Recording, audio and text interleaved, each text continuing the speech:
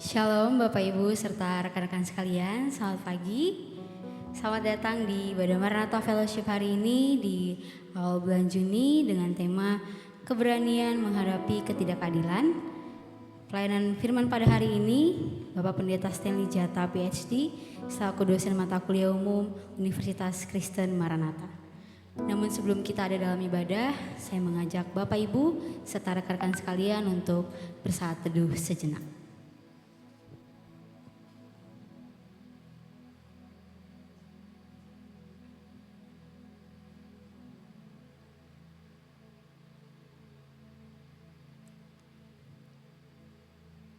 Nats pembimbing kita pada pagi hari ini terdapat dalam Kisah Para Rasul 16 ayatnya yang ke-37. Tetapi Paulus berkata kepada orang-orang itu, tanpa diadili mereka telah mendera kami, warga negara Roma di muka umum, lalu melemparkan kami ke dalam penjara. Sekarang mereka mau mengeluarkan kami dengan diam-diam. Tidak mungkin demikian. Biarlah mereka datang sendiri dan membawa kami keluar. Saya undang Bapak Ibu serta rekan-rekan sekalian untuk bangkit berdiri. Kita memasuki Maranatha Fellowship hari ini dengan satu keyakinan bahwa pertolongan kita adalah dalam nama Tuhan yang menjadikan langit dan bumi. Amin. Kasih karunia dan damai sejahtera dari Allah Bapa, Anak dan Roh Kudus menyertai saudara-saudara. Dan menyertai saudara juga. Sama-sama kita nyanyikan pujian dari NKB 3 ayat 1 sampai 3, terpujilah Allah.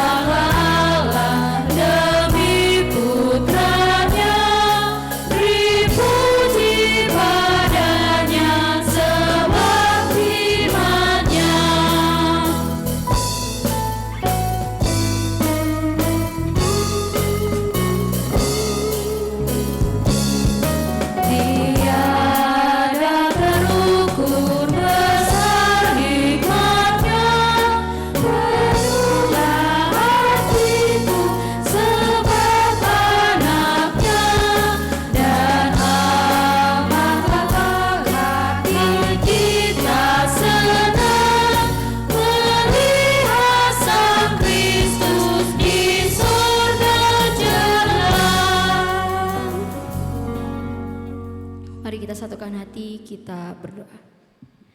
Bapa yang ada dalam kerajaan surga, kami mengucap syukur ya Bapa, kami boleh datang di hadirat-Mu pada pagi hari ini. Kami akan ada dalam ibadah Maranatha Fellowship hari ini. Kami bersyukur karena Engkau boleh menjaga kami hingga kami boleh ada hingga saat ini ya Bapa.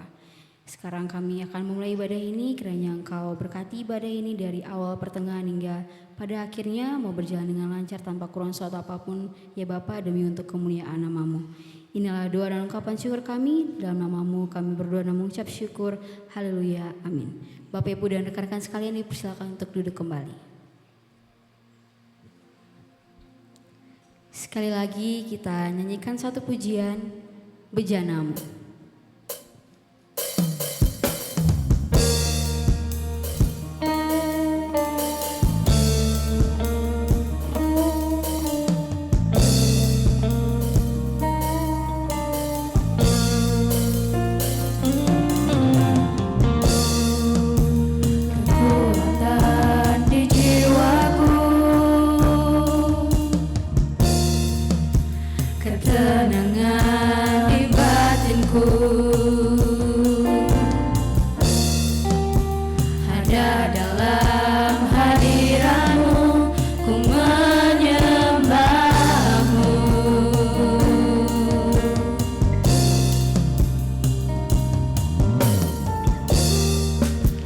Tersungkurku di kaki-Mu,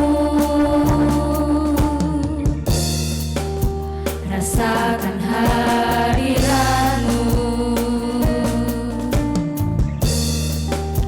takkan ku melepaskan-Mu, Kau cahaya bagiku, mengiringku seumur hidupku, masuk dalam rencana-Mu Bapa, pikiranku, kehendakku, ku serahkan padamu, harapanku hanya di dalam-Mu, ku kan teguh bersama-Mu Tuhan, jadikanku bejana-Mu untuk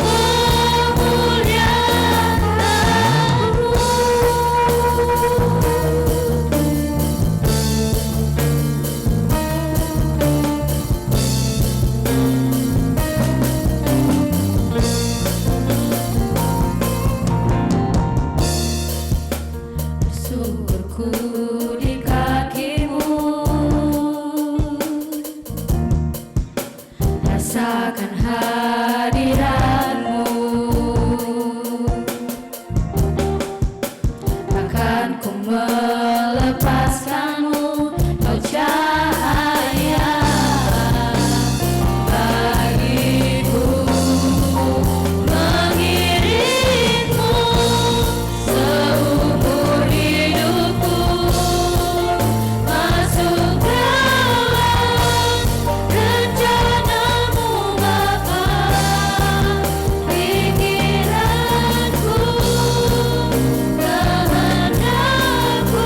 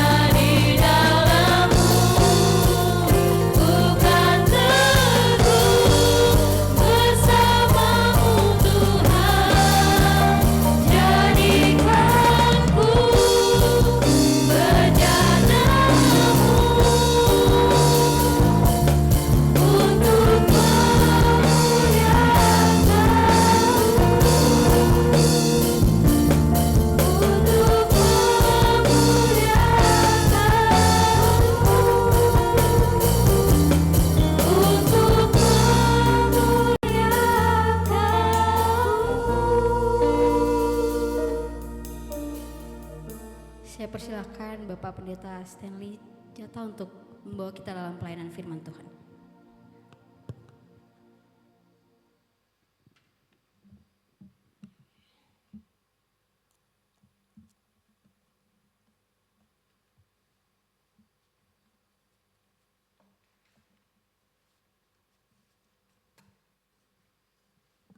Saudara yang dikasihi oleh Tuhan Yesus Kristus, mari kita tundukkan kepala kita berdoa. Bapa kami di surga, kami mengucap syukur atas kasih karunia Tuhan di dalam kehidupan kami sehari lepas sehari. Pemeliharaan Tuhan sempurna bagi kami, sehingga kami dapat hadir di hadapan Tuhan pagi hari ini. Maksud kami adalah kami ingin mendengar Tuhan. Allah Roh Kudus, bimbinglah kami agar ketika kami membaca firman Tuhan, kami hanya mendengar Tuhan. Dan ketika kami mendengar Tuhan, maka kami paham. Dari pemahaman itu lalu kami ditolong oleh Tuhan untuk melakukan dalam kehidupan kami sehari-hari. Berkata-katalah ya Bapa, sebab kami mendengar.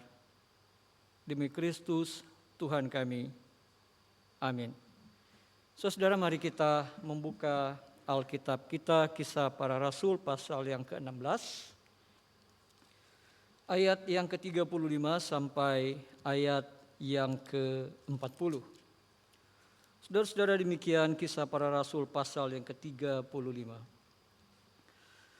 Setelah hari siang, pembesar-pembesar kota menyuruh pejabat-pejabat kota pergi kepada kepala penjara dengan pesan, lepaskanlah kedua orang itu. Kepala penjara meneruskan pesan itu kepada Paulus, katanya, pembesar-pembesar kota telah menyuruh melepaskan kamu. Jadi keluarlah kamu sekarang dan pergilah dengan selamat. Tetapi Paulus berkata kepada orang-orang itu, tanpa diadili mereka telah mendera kami, warga negara Roma, di muka umum, lalu melemparkan kami ke dalam penjara. Sekarang mereka mau mengeluarkan kami dengan diam-diam. Tidak mungkin demikian. Biarlah mereka datang sendiri membawa kami keluar. Pejabat-pejabat itu menyampaikan perkataan itu kepada pembesar-pembesar kota. Ketika mereka mendengar bahwa Paulus dan Silas adalah orang Rom, maka takutlah mereka. Mereka datang minta maaf, lalu membawa kedua rasul itu keluar dan memohon supaya mereka meninggalkan kota itu. Lalu mereka meninggalkan penjara itu dan pergi ke rumah Lydia. Dan setelah bertemu dengan saudara-saudara di situ dan menghiburkan mereka, berangkatlah kedua rasul itu. Saudara-saudara yang dikasihi oleh Tuhan Yesus Kristus, ada kalimat yang pendek yang baik saudara untuk kita selalu ingat sesungguhnya. Tidak pernah ada manusia yang tidak terikat dengan relasi. Saudara, relasi bisa ada bermacam-macam ya. Ketika di kampus kita sebagai dosen, maka kita memiliki relasi dengan mahasiswa. Di rumah kita memiliki relasi dengan orang-orang di rumah, ayah, anak, istri, dan seterusnya. Saudara-saudara, di dalam relasi itu jugalah kerumitan-kerumitan manusia itu muncul, saudara. Jika manusia akan terus-menerus memiliki relasi, maka manusia tidak mungkin lolos dari kerumitan-kerumitan relasi itu. Nah, saudara, penulis Kisah Para Rasul menampilkan potongan fakta sejarah bagaimana kerumitan relasi antara Paulus dengan pembesar-pembesar di kota Filipi ketika Paulus datang untuk pemberitaan Injil di situ. Bagaimana kita bisa menjelaskan sesungguhnya persoalan relasi antar satu individu dengan individu yang lain, saudara? Apakah ada cara-cara tertentu ya kita bisa mengerti kenapa muncul kerumitan di dalam relasi sesungguhnya? Saudara, ada beberapa pandangan yang bisa kita gunakan hari ini. Sekurang-kurangnya kita akan menyebut seorang pakar etika, saudara. Filsuf, namanya Levinas atau Immanuel Levinas. Saudara, Immanuel Levinas adalah seorang filsuf yang kemudian memberikan tanggapan yang kritis terhadap bagaimana satu individu berrelasi dengan individu yang lain. Konsep etikanya sering sekali disebut sebagai etika intersubjektivitas namanya. Nah, saudara, dari perspektif etika intersubjektivitas kita ingin melihat, belajar apa yang terjadi dengan Paulus dan juga pembesar di kota Filipi ini. Saudara, yang terjadi di sini adalah sesungguhnya seperti tema kita tentang ketidakadilan. Saudara, kita ingin lihat apakah benar ada ketidakadilan yang terjadi di dalam bacaan kita hari ini. Kalau ada, apa yang tidak adil sesungguhnya? Paulus memangnya diperlakukan seperti apa di situ? Saudara-saudara, jika kita melihat, maka di dalam pasal 16 dari ayat 16 sampai pada ayat yang terakhir pasal sebelum ayat 35, saudara-saudara, Paulus diperlakukan benar-benar tidak manusiawi. Dia bukan seorang penjahat, saudara. Dia bukan seorang pelaku tindak kriminal. Dia datang bersama Silas untuk sebuah pemberitaan Injil di kota Filipi. Tetapi saudara-saudara, mari kita lihat respon pembesar-pembesar kota ketika melihat kehadiran Paulus dan Silas. Responnya tidak manusiawi, saudara. Apa akar persoalannya? Ketika Paulus datang di kota Filipi dan kemudian mulai memberitakan Injil, ternyata di sana ada kelompok-kelompok bisnis perdukunan, saudara. Bisnis perdukunan itu menggunakan wanita-wanita tertentu, ya, sebagai wanita yang memiliki keahlian meramal, saudara. Menenung. Saudara, manusia itu paling seru, saudara kita, ya. Kalau kita berbicara masa depan kita, rahasia, kita tidak bahagia, saudara. Itu terjadi di Filipi juga sesungguhnya. Ada seorang wanita yang profesinya itu meramal cenayang, saudara. Dan ternyata wanita ini memiliki bosnya, kira-kira gitu. Ketika Paulus datang sebagai orang asing dari kelompok peramal ini, saudara.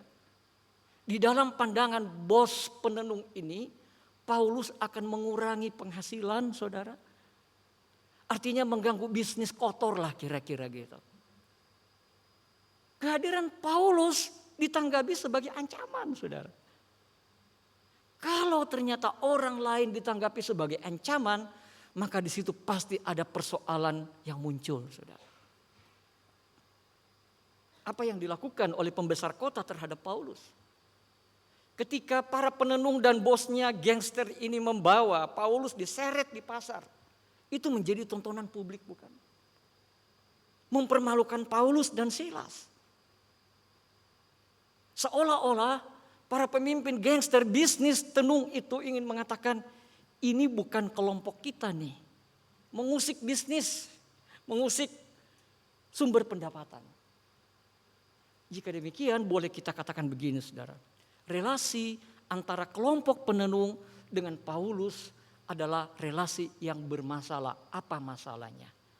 Masalahnya adalah Paulus dikategorisasi sebagai ancaman. Sebagai bukan kelompok kita. Saudara, kalau Paulus ditempatkan sebagai ancaman, maka kita bisa melihat sesungguhnya persoalannya muncul ketidakadilan. Perlakuan orang-orang kota Filipi menjadi tidak adil terhadap Rasul Paulus. Rasul Paulus diseret. Saudara bisa bayangkan kalau kita jalan-jalan, saudara, di pasar misalnya, Astana Anyar gitu. Lalu ada orang diseret di depan publik. Wah, saudara, betul-betul itu kan penghinaan terhadap manusia. Diperlakukan seperti hewan, tak bernilai apa-apa. Itu dia persoalan. Saudara-saudara, kenapa kemudian muncul persoalan menempatkan orang lain sebagai ancaman? Karena dia berbeda dari saya. Karena orang lain berbeda dari kita. Saudara, ini yang oleh Levinas dikatakan kategorisasi, saudara. kita mengkategorikan orang lain sebagai pembuat onar. Karena dia pembuat onar, dicap sebagai pembuat onar, maka diperlakukan tidak adil. Atau bahasa yang lain, diperlakukan dengan cara-cara seperti kriminal. Itu dia. Apakah ada persoalan ternyata di dalam relasi kita? Ada. Apa persoalannya? Kita sering sekali mengkategorisasi orang lain dengan kategori yang kita mau. Kalau dia berbeda dari kita akan sebut dia dengan kategori lawan. Kalau kita tidak suka perilakunya di tengah-tengah komunitas kita dan mengganggu, kita akan katakan dia pembuat onar. Kalau orang lain berbeda pendapat dari kita akan katakan orang lain bukan circle saya. Saudara, kategorisasi di dalam pandangan Levinas memunculkan konflik atau persoalan. Bahkan kategorisasi merupakan akar-akar dari tindak kriminal atau tindak kejahatan. Jika demikian kita bisa melihat apa yang dilakukan oleh pembesar kota Filipi terhadap Paulus tidak lain adalah mengkategorisasi Paulus sebagai pembuat onar di kota Filipi. Oleh karena itu, pejabat kota, pejabat publik memandang bahwa Paulus harus diperlakukan sewenang-wenang. Gitu, saudara. Alkitab tidak mengatakan dia pembuat onar, tetapi perlakuan pejabat kota terhadap Paulus diperlakukan seperti penjahat, saudara. Itu kan kategorisasi, saudara. Mengapa ya di negara kita ada banyak persoalan konflik? Kalau kita melihat pemikiran seorang Levinas, maka kita bisa mendefinisikan setiap tindak kejahatan yang terjadi bisa jadi terjadi oleh karena kita sewenang-wenang mengkategorisasi orang lain dengan sesuka hati kita. Kenapa ya? Ada kekerasan terhadap ras dan etnis. Kenapa ya?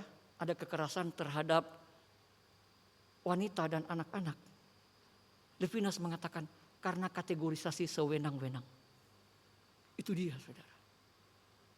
Saudara, bagaimana respon Rasul Paulus ya? Ketika dia kategorisasi sebagai pembuat onar di kota Filipi. Kita akan melihat pandangan yang lain di dalam filsafat, saudara, ada Aristoteles namanya ya. Aristoteles itu seorang pakar etika yang selalu berbicara tentang etika kebijakan. Kita akan melihat apakah tokoh-tokoh di dalam bacaan kita hari ini bijak ketika berhadapan dengan kerumitan relasi atau tidak bijak. Etis atau tidak etis.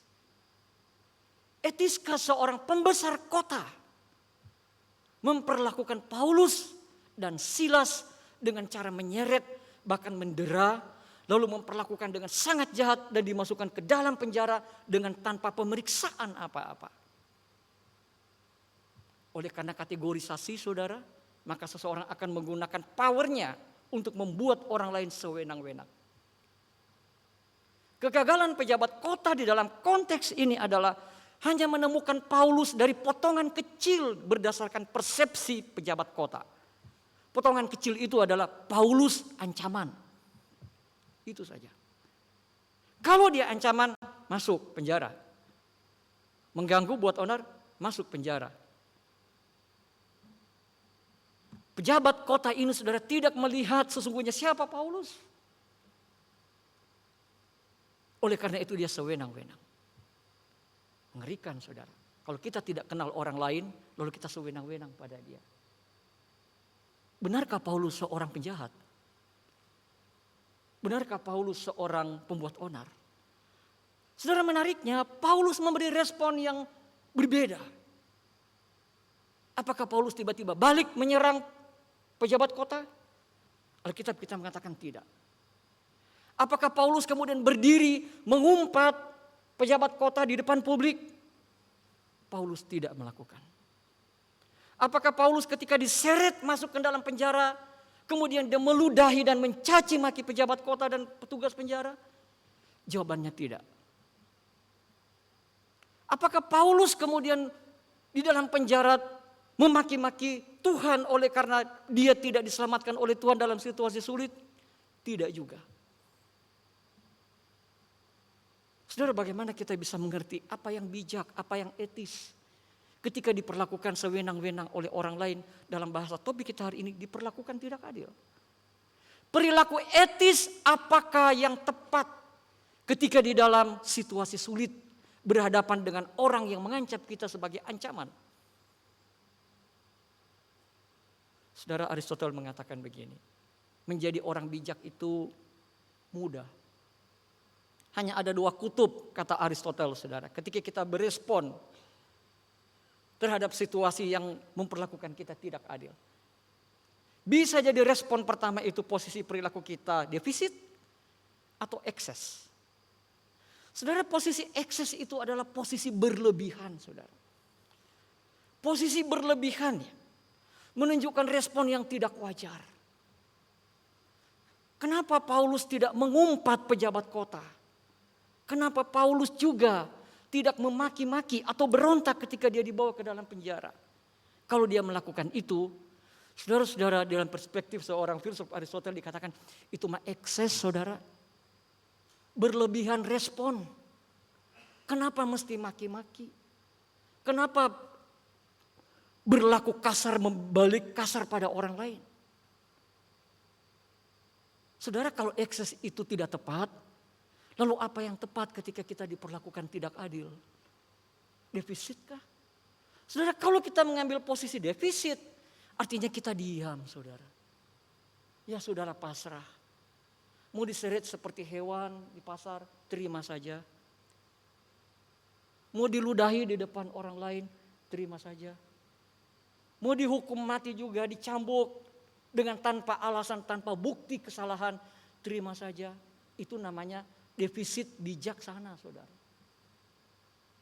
Aristoteles mengatakan dua posisi ini bukan posisi yang dapat memunculkan respon etis. Artinya ketika kita ekses, itu perilaku tidak etis, saudara. Tetapi kalau kita diam, tidak berbicara tentang kebenaran, tidak berbicara apa yang sesungguhnya, Aristoteles mengatakan itu defisit bijak.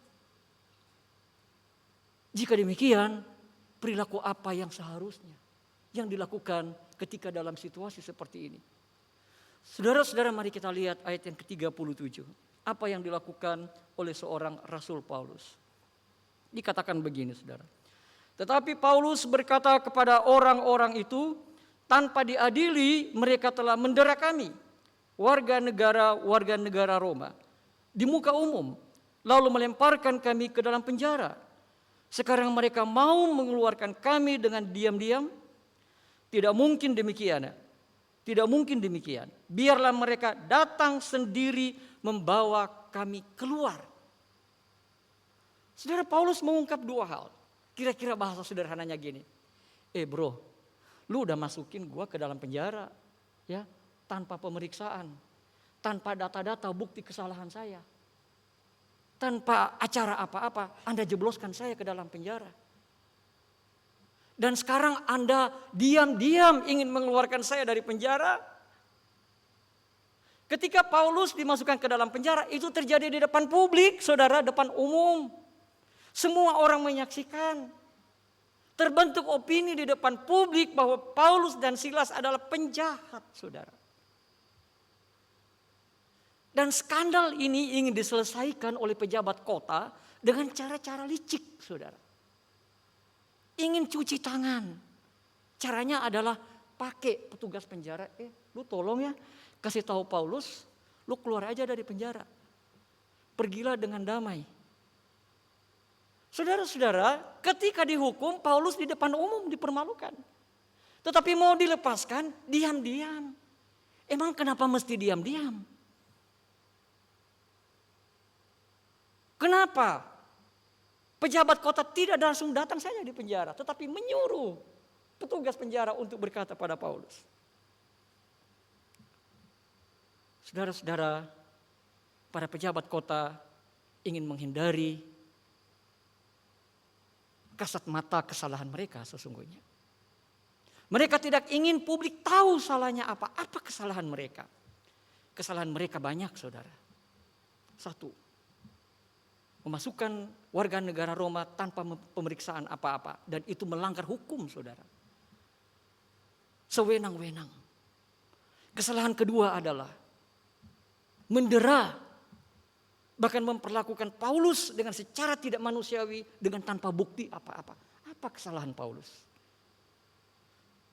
Sedemikian banyak rentetan kesalahan para pejabat publik sehingga ketika ingin membebaskan Paulus, mereka tidak berani membebaskan secara terang-terangan di depan umum. Orang akan bertanya, kenapa dibebaskan? Siapa yang salah? Dan seterusnya, saudara. Ketika mendengar itu Paulus mengatakan apa? Bro, lu panggil tuh pejabat kota, datang sini, keluarin saya dari penjara. Yang diinginkan oleh Paulus apa, saudara? Paulus tidak memilih untuk konflik secara fisik, tapi Paulus bijak, saudara. Dia ingin bertemu. Paulus katakan gini, lu panggil tuh pejabat kota, ketemu gua gitu. Kita ketemu, saudara, apa persoalannya, apa untungnya bagi Paulus kalau ketemu langsung secara fisik? Saudara, Levinas mengatakan begini di dalam filsafatnya. Levinas mengatakan, ketika kita berhadapan dengan orang di dalam relasi, maka kita tidak bisa menghindari wajah orang lain. Kenapa pejabat kota ketika ingin melepaskan Paulus, dia tidak ingin ketemu wajah Paulus? Ada apa dengan wajah Paulus? Levinas mengatakan ketika kita bertemu dengan orang lain dan orang lain menghadirkan dirinya dengan wajahnya, saudara, di dalam wajah itu adalah keutuhan seorang manusia, seorang individu. Kehadiran seseorang menghadirkan keseluruhan hidupnya. Artinya Paulus ingin mengatakan pada pejabat kota, saya ingin buktikan saya tidak salah dan saya bukan seorang penjahat, bukan seorang pembuat onar.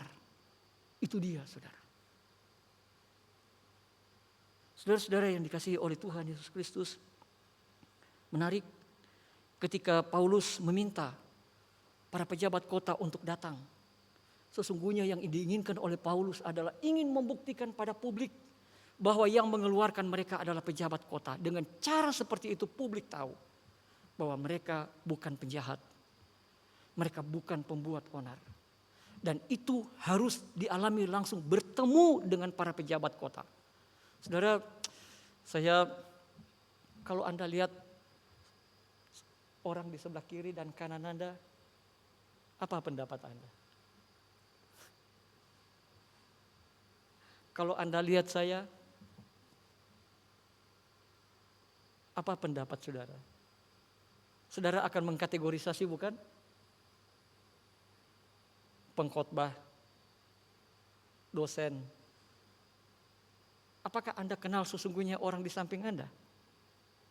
Tidak, saudara. Kita hanya melihat tampakan wajah sepotong saja. Tapi Levinas mengatakan orang di samping Anda, di depan Anda jauh melampaui apa yang Anda bisa katakan dengan kategori tertentu. Itu dia.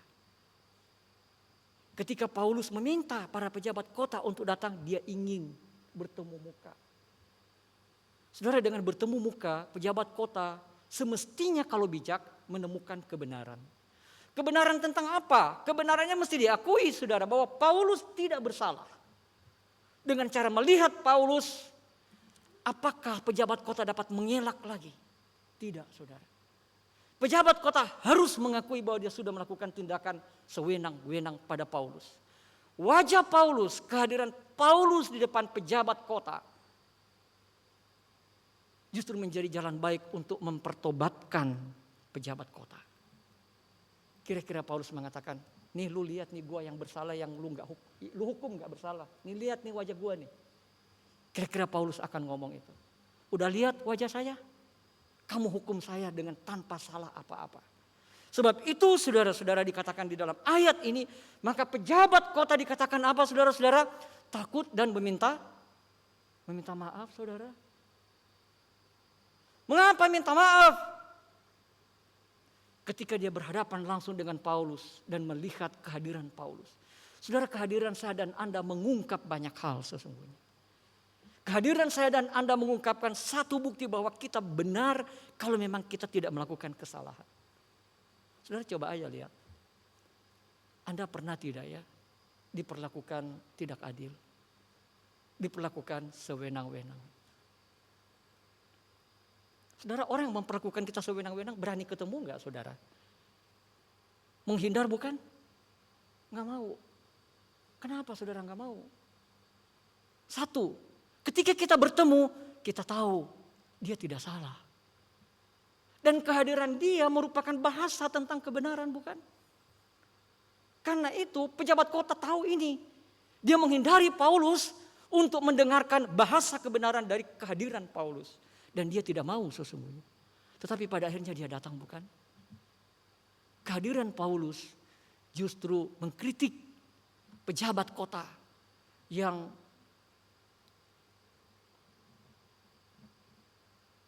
jahat, saudara. Hanya berani menghukum, tetapi ketika diperhadapkan dengan kebenaran, tidak mau. Syukurlah pejabat kota di sini dikatakan pada akhirnya pejabat kota itu meminta maaf pada Paulus. Saudara, ini adalah tindakan bijak di dalam perspektif seorang Aristoteles, saudara. Paulus tidak nangis-nangis diam. Paulus juga tidak melawan, saudara. Tidak memaki-maki. Tetapi Paulus mengambil jalan tengah. Di dalam pandangan Aristoteles ini sebagai the mean, saudara. Kalau dalam statistik mah ya, kita penelitian gitu ya.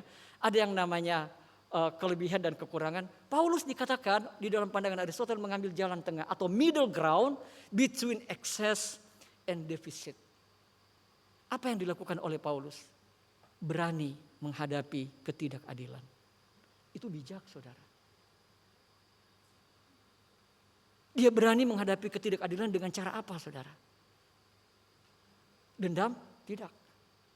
Dia ingin hadir di depan orang yang menghukum dia. Itu adalah cara menghadapi ketidakadilan, saudara. Ketidakadilan banyak di negara kita, saudara punten. Ya, hanya ada dua, kalau bukan dihukum penjara, diam, lalu melawan gitu. Paulus tidak mengambil posisi itu. Paulus bisa kita simpulkan mengambil posisi bijak di dalam perspektif Aristotelian. Tidak melawan secara fisik, tapi juga tidak membiarkan dirinya menderita. Tapi dia mengambil jalan tengah, ketemu supaya Anda tahu yang benar apa. Gitu, saudara. Saudara, kalau satu saat Anda dalam posisi ini, jangan ngamuk-ngamuk di rumah ya, saudara ya. Saudara ingat hari ini, oh itu mah ekses.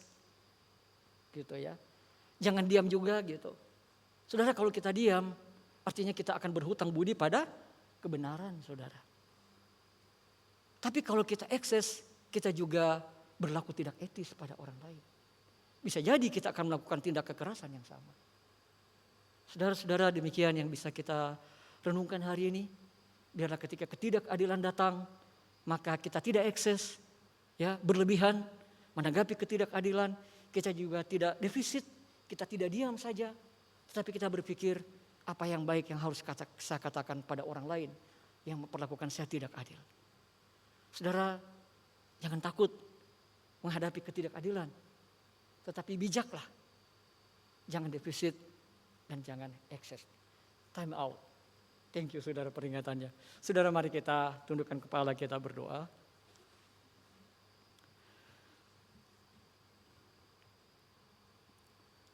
Tuhan, kami berterima kasih atas pemeliharaan Tuhan bagi kami. Kami tidak bisa menghindari relasi. Kami tidak bisa menghindari wajah dan kehadiran orang lain. Tetapi sayang sekali di dalam pengalaman relasi kami ada banyak persoalan dan kerumitan yang muncul. Di dalam beberapa situasi kami diperlakukan tidak adil. Atau mungkin kami juga memperlakukan orang lain tidak adil. Bapa di surga, kami bersyukur firman Tuhan hari ini menolong kami mengerti bagaimana seorang Rasul Paulus meresponi ketidakadilan dengan tepat. Rasul Paulus tidak mencaci maki. Rasul Paulus juga tidak diam oleh karena penganiayaan. Tetapi Rasul Paulus mengambil posisi bijak menghadapi ketidakadilan dengan bijaksana. Terima kasih Bapa. Biarlah renungan hari ini yang kami pikirkan bersama-sama dapat menjadi catatan penting bagi kehidupan kami sebagai orang Kristen, dimanapun kami berada. Ketika di rumah atau bahkan di kampus, kami tidak ekses dengan respon-respon yang tidak perlu. Tetapi kami juga tidak diam begitu saja ketika melihat ketidakadilan. Terima kasih Bapa, biarlah kampus ini menjadi kampus yang berisi orang-orang yang bijak. Di dalam nama Tuhan kami, Yesus Kristus, kami berdoa. Amin.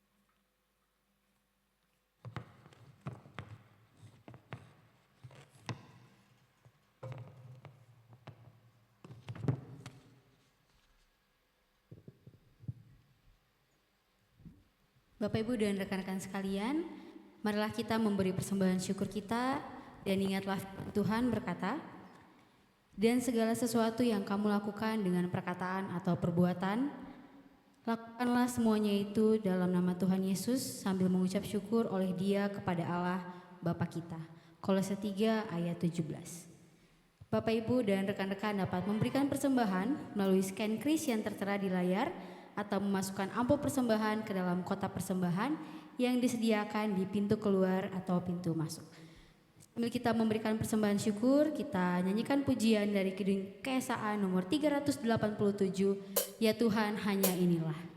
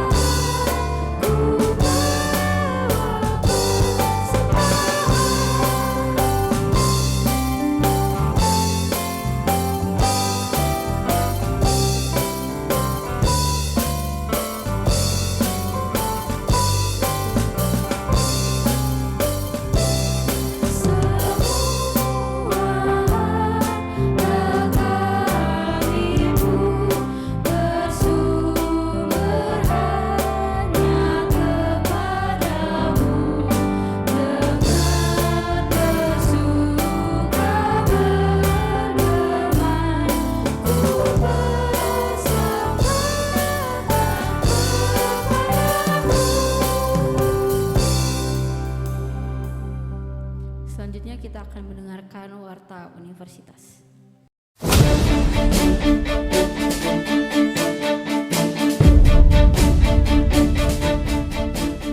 Shalom, selamat pagi Bapak Ibu, teman-teman mahasiswa yang dikasihi Tuhan Yesus Kristus.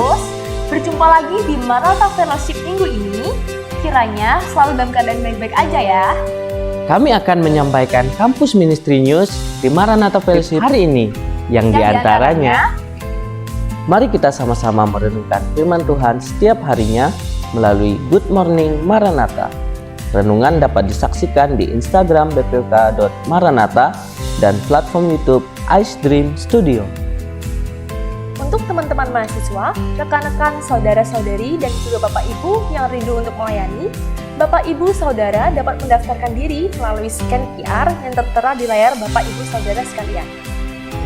Kami mengucapkan selamat ulang tahun untuk Bapak Ibu yang berulang tahun di minggu ini ataupun di bulan ini.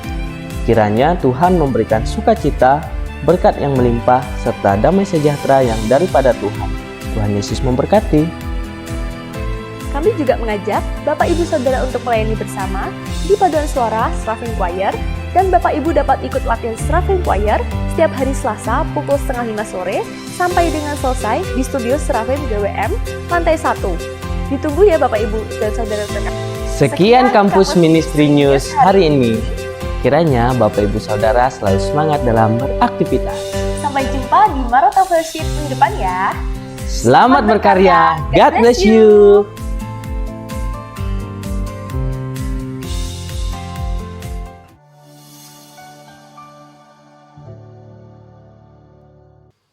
Kami juga mengundang Bapak Ibu serta rekan-rekan sekalian untuk dapat hadir di ibadah Maranatha Fellowship minggu depan, Senin 9 Juni 2025 dengan tema Hikmat Allah yang akan dilayani oleh Ibu Rita Kristina Maukar, MDiv MSI. Selanjutnya persembahan diakonia. Diakonia yang sudah disalurkan yaitu dukungan diakonia untuk 9 mahasiswa pada bulan Mei 2025 sejumlah Rp2.700.000. Pemasukan 1. Saldo pertanggal 5 Mei 2025 sejumlah Rp22.470.085. 2. Persembahan 26 Mei 2025 sejumlah Rp1.066.000. Saldo pertanggal 2 Juni 2025 sejumlah Rp23.536.085. Kami juga mengajak bagi Bapak Ibu dan rekan-rekan yang rindu untuk melayani untuk dapat scan QR link pendaftaran pelayanan yang tertera di layar di belakang saya.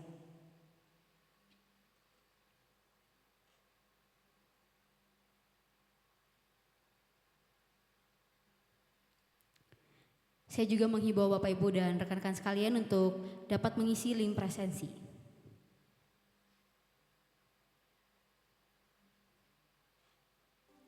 Saya undang Bapak Ibu serta rekan-rekan sekalian untuk bangkit berdiri. Sama-sama kita nyanyikan pujian Karya Terbesar.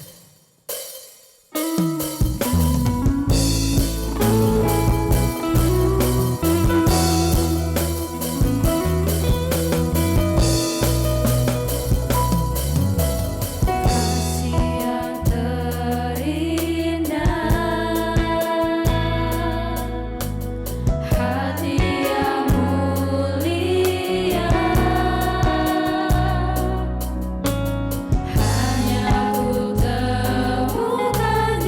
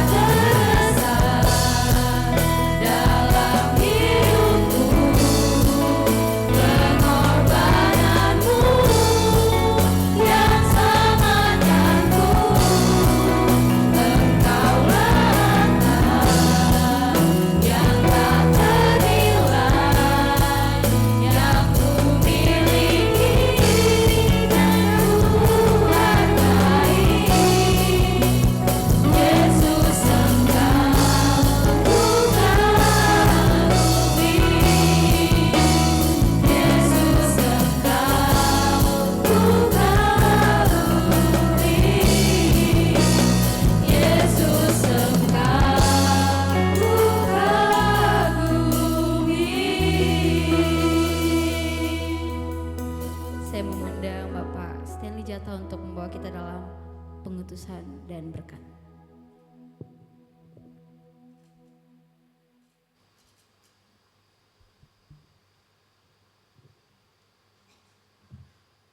Saudara, marilah kita tundukkan kepala kita berdoa sekali lagi. Bapa kami di surga, pagi hari ini kami mengucap syukur atas kehadiran Tuhan di dalam ibadah kami. Tak henti-hentinya kami menyampaikan doa dari hati kami untuk negara kami yang kami sayangi, untuk pemerintah yang menjalankan roda pemerintahan. Ya Tuhan, hikmat dan bijaksana selalu diperlukan untuk membuat kebijakan dan keputusan yang menyangkut keselamatan sedemikian ratusan jiwa di negara kami.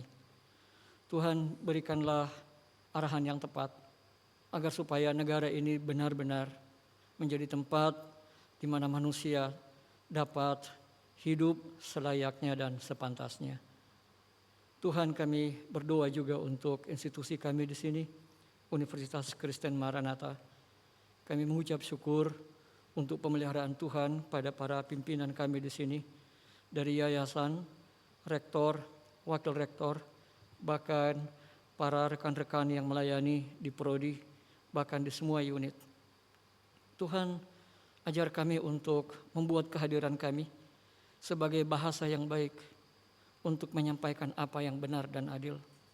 Jika Tuhan menemukan di sana-sini kami terjebak di dalam perilaku tidak adil, ya Tuhan, ampunilah kami. Tuhan, kami berdoa untuk keseluruhan mahasiswa kami, entah yang hadir di ruang ini atau tidak hadir. Tuhan, Engkau yang akan mendatangi mereka dan selalu memberikan semangat agar supaya mereka melihat bahwa kesempatan kuliah di Maranatha adalah kesempatan belajar tentang bagaimana menjadi orang bijak, bagaimana menjadi orang benar, mengerti yang benar dan berperilaku yang benar. Kami teringat untuk salah seorang mahasiswa kami, Nicholas, mahasiswa psikologi angkatan 2022, yang sedang dirawat di ruang isolasi di Rumah Sakit Immanuel. Tuhan, Engkau kasihanilah mahasiswa ini. Engkau dengarkanlah doa-doa yang dia panjatkan dari hatinya.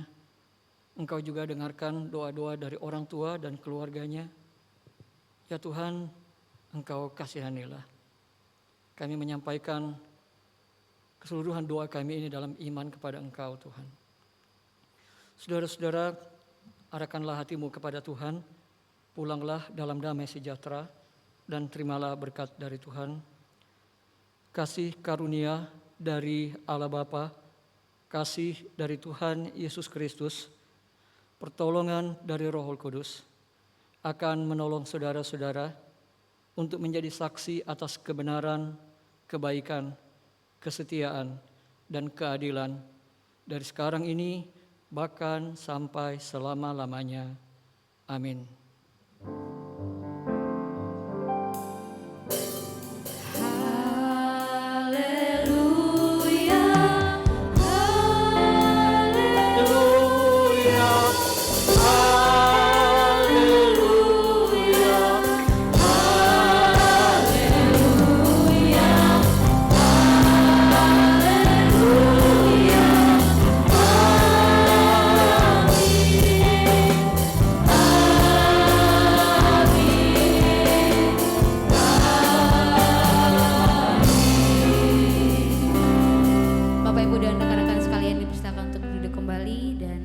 Saat teduh.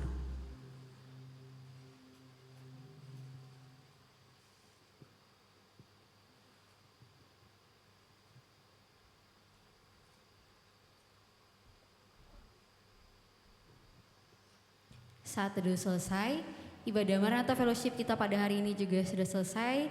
Terima kasih, Tuhan Yesus memberkati.